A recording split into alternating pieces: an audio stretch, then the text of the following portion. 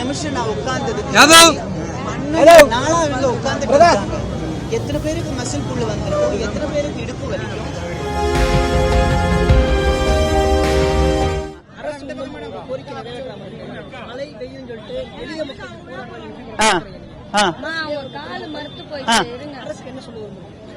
ஒண்ணும் இல்லைங்க, இவங்கள மனிதர்களா பாருங்க, உயிருள்ள ஜீவனுங்க.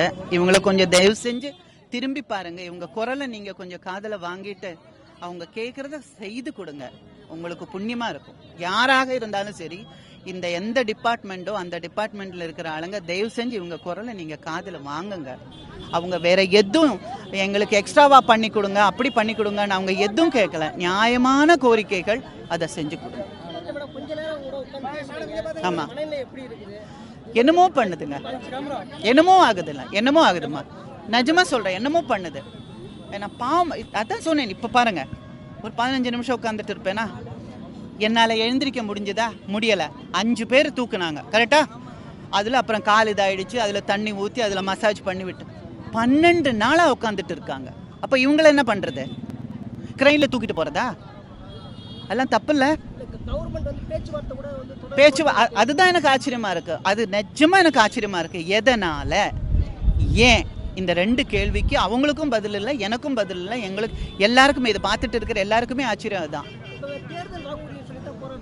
ஆமா, அதை தான் சொன்னேன். அதை தான் இப்போ கொஞ்ச நேரத்துக்கு முன்னால் ஒருத்தர்கிட்ட நான் சொன்னது.